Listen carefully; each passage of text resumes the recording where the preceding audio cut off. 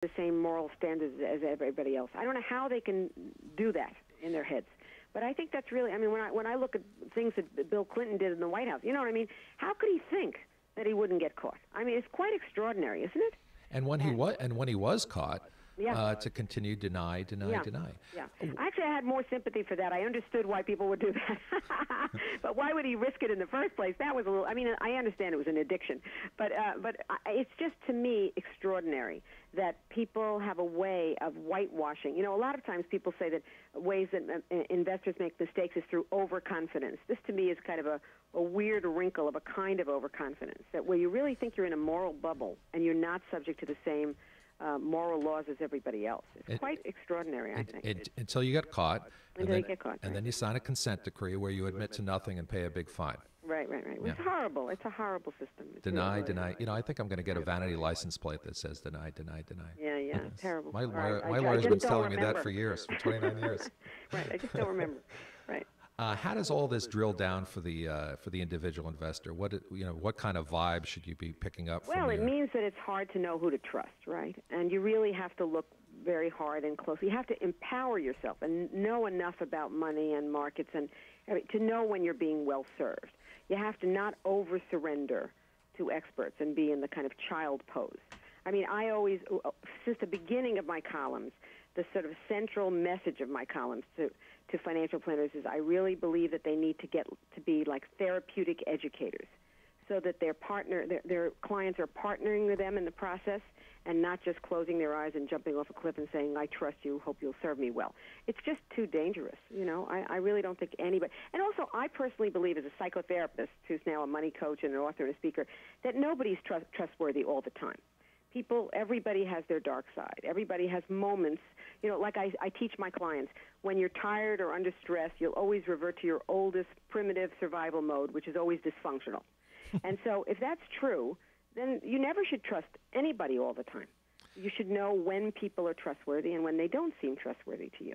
And you have to trust both your gut and your mind, you know. You have to use both of your faculties, all your faculties. You know, I've often wondered this. Why do very competent people, you know, be they doctors or lawyers or, you know, leaders in politics and what have you, adopt that childlike position when it comes to money? Why do they surrender all control? That goes back to childhood messages, and I could talk about that endlessly. I'm sorry, I only have 15 more minutes with you, or 10 or whatever. But, you know, basically, I'm a good example of this, okay? I was raised by, my mother said she was a feminist. My father said he was a male feminist.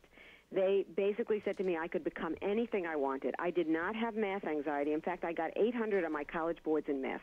And I went to Mount Holyoke, on a full scholarship. I mean, I was not, you know, I did well in math. But they gave me a clear, overt message, absolutely in no uncertain terms, that I would not be good at this money stuff. And if I was really lucky, I'd marry some wealthy man who would take care of it for me. They absolutely said that out loud. I mean, it wasn't even subtle. My feminist mother and dad, who were feminists in all other ways, but not that. And so I really was totally intimidated by what you would call the technical side of money. And even now, I'm 62, and I've been doing this for more than 20 years for financial planners. I have financial planner friends who have to remind me that I know more than I think I do. I still lapse into that underconfident mode, and I think many women have gotten that message from the culture at large and from society, and the ones who have math anxiety have it definitely, etc. That sounds good. Hi, Olivia. This is Jay. Along those lines, do you think that the industry is actually creating these type of people without morals and ethics by the way it's set up, so that the better you do and the more you grow, the less your morals and ethics play into what you're doing? I mean, kind of like being a career politician, where there's not a lot of real clean politicians by the time they get to running for president. Is it one of those things that the industry's created, or something different? I think each of us has a moral responsibility to rein in our own greed, you know?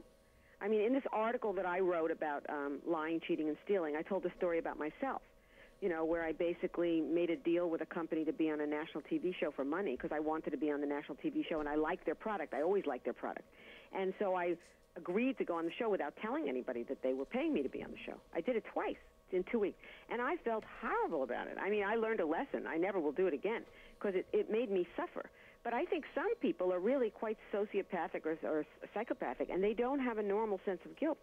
They actually don't feel guilty for bilking, customers, clients out of millions and millions of dollars. Old people. I mean, it's remarkable. I don't know if the industry is. I mean, maybe the industry could do a lot more to discourage this. I think that's true, but I don't think they're creating the problem. I guess that's what I'm saying. Mm-hmm.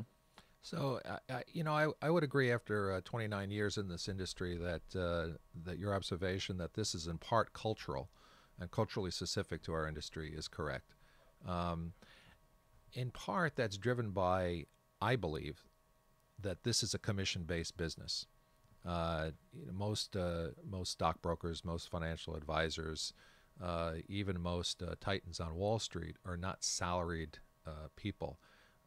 They may get a base salary, but at the end of the year, their bonuses are, 2 or 3 or 5 or 10 times what of their base salary at the retail level. If you're just a regular grunt at Merrill Lynch or Smith Barney or something, you're strictly commission. So when you have that pressure to produce, Absolutely. and that's what the worker community is called, producers. Everybody is a producer. But that's why my connection to the fee-only financial planner group, to NAPFA and there's so many financial planners out there now that are fee-based and do not get a commission and really are out there there are a lot of therapeutic educators out there who really want to help their clients succeed and not at the expense of their client, not to succeed at the expense of their clients. Olivia, talk about that just for 1 second. The difference between a fee-based advisor and a commission-based. Well, a fee-based advisor charges an hourly fee for their services. I think some of them also might also charge a percentage of your portfolio, but they are not paid. They don't get any advantage out of recommending a particular investment, stock, insurance company, et cetera, et cetera. They don't profit from that, and therefore they're much more in a position to give truly neutral advice. I'll agree with you, and I'll give my first endorsement on the air. I don't know, we're 25 minutes into this show, and I'm going to give my first endorsement.